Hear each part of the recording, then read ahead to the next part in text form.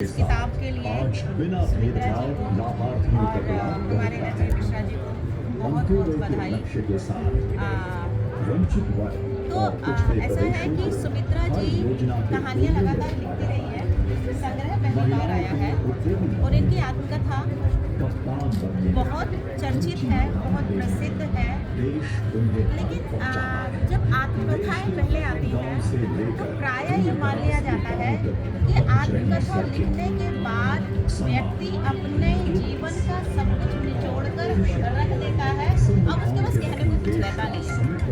तो पहली बात आत्मकथा लिखकर ये कहानियाँ लिखना, उन्होंने इस बात को गलत साबित किया है कि ऐसा नहीं हो सकता है ना। आत्मकथा लिखने के बाद भी आप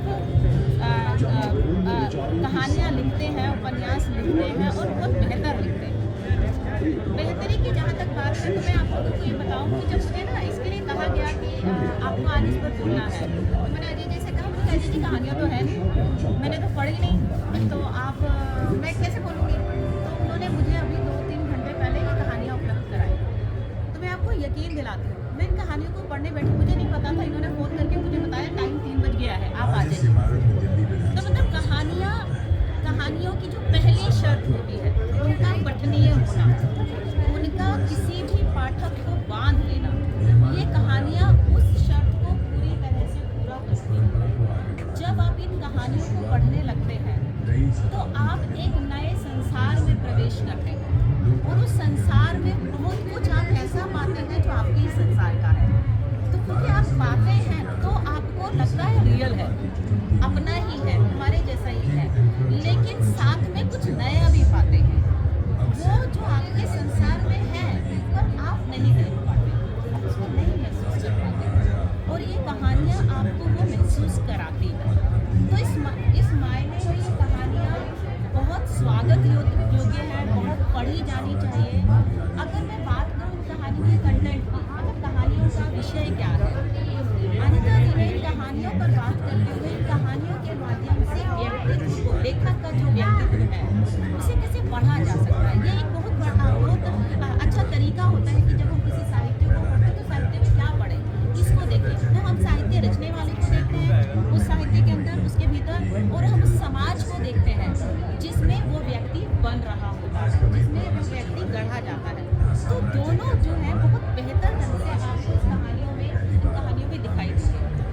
बात करें दलित साहित्यकारों की या दलित समाज की उस दूसरी पीढ़ी की, जो पीढ़ी पढ़ लिख कर शिक्षा प्राप्त कर सरकारी नौकरियों में शहर में आ गई और इस उम्मीद के साथ, इस आशा के साथ कि अब जो गांव देहातों में जो चीज़ें, जो व्यवहार जो उनके साथ हो रहा था, शायद उससे उन्हें मुक्ति मिलेगी, शायद अब वो चीज़ें उनके साथ नहीं की जाएंगी। और ये बहुत अजीबोगरीब है कि कैसे जाति व्यवस्था जो है, जो हमारे संस्कारों में, हमारी मानसिकता में है, वो कैसे अपना रूप बदलती है और वो बदले हुए रूप में कैसे हमारे शहरों के बीच मौजूद है।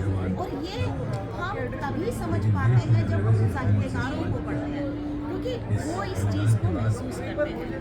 तो इस संग्रह की जो अधिकांश कहानियाँ हैं उन परिवारों की कहानियाँ हैं जो परिवार आए, शहरों में बसे, उनको उम्मीद है कि जो हमसे शर्त कही गई थी कि हम ये पूरा करें, हमने तो कर दी, लेकिन अब समाज हमें कैसे ले रहा है। अभी भी पढ़ा लिखा बंदा है, IAS है, डॉक्टर है, मजिस्ट्रेट है, अपने समाज का बिल्कुल प्रसिद्ध मान्यता प्राप्त व्यक्तित्व है, लेकिन अपने घर में शादी में हुई मतलब शादी में आई हुई मिठाई को पड़ोस में जब दिया जाता है तो पड़ोस का वो जो व्यक्ति है चुपचाप से वो किसी अन्य को, अपने यहाँ काम करने वाली आई बाई को पकड़ा देता है।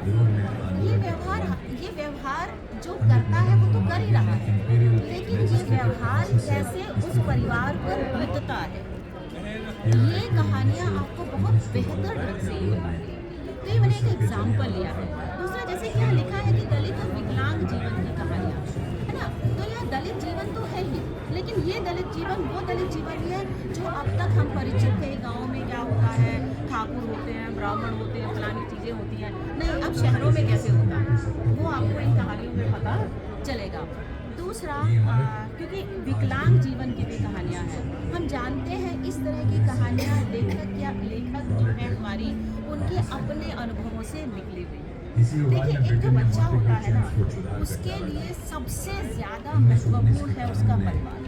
उसका सारा इमोशनल बैकग्राउंड, उसका जो इमोशनल सपोर्ट जो है वो उसके परिवार से आता है।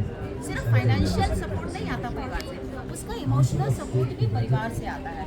और अगर वह परिवार ही उसके होने को पर शर्म महसूस करे, अगर वह परिवार उसके होने पर अपने आप को कमतर महसूस करे, तो उस बच्चे को कॉन्फिडेंस मिलेगा कहाँ से?